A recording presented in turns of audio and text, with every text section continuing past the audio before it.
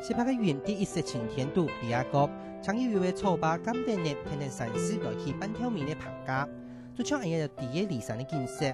不过一片无台湾按多变的气候，几年的维持地一直突变呢，正经系几年的四季就像春天。行行主都的金马仑高原呢，开拍1524公尺，系马来西亚三大别墅胜地之一。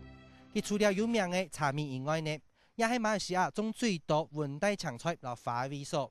佢除了供應本地市場以外呢，還看可以銷到日本、香港和台灣。一到中秋年呢，大地都係花園。打仗的時候找不到吃了，然後慢慢就跑上來了。那我爸爸、我爺爺他們全部上來了，然後就慢慢我爸爸就收一點菜啊，批發至平原咯。照當天然未當真實的統計，一下啲金馬崙高原像蔡英文一樣嘅合適的專業農民，大概有8個人戶。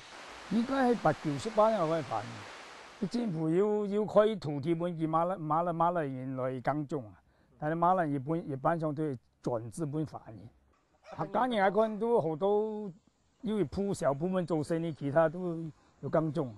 19世紀從中國來到馬來西亞人起出，人就像名一樣嘅。耕種係其最大嘅成就，也係佢哋金馬崙高原種嘅狀圈24公頃嘅菊花，結構嘅樹腳下有幾十個嫩賣一條國家嘅內陸，一年將從荷蘭進口嘅花葉都是要花新台幣幾千萬元，從培養嘅種到荷摘，行過托來包裝，半自動化到企業化經驗，本日嘅菊花生產期一年365日，從來都冇停過。基本上年年都有運作啊，年年都冇乜停過啊。因為今年前後多兩個要出，睇講要出，應該要1000萬基以上啊。佢主要係98%收給日本，有小部分收給泰國，本地收多少？要按樣嘅成績，三係一系列累積出來嘅。中國馬來西亞嘅政策對華人唔係按優先。金馬崙大部分都係臨時提客啊，所以一般上員工都唔退款。都係設計想辦法來前期嘅資本來發展。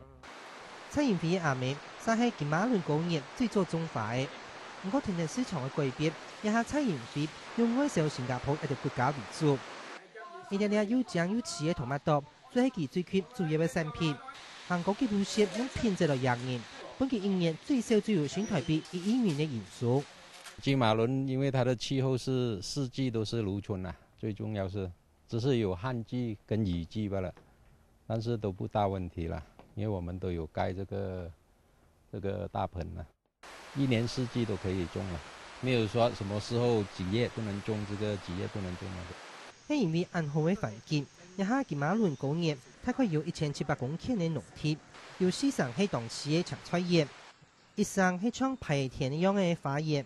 從它來代替最係堅強嘅茶葉，當然像金馬崙高原嘅農業，就做到為馬來西亞帶來馬幣4億5千萬元，大概新台幣75億元嘅產出。就算面對無按優先嘅經濟環境，華人意識到自家松樹，善用天然嘅氣候，然後專業嘅經營管理，打造出屬於自家嘅花同青菜嘅王國。下個節目馮音山、陳桂明，馬來西亞採訪報道。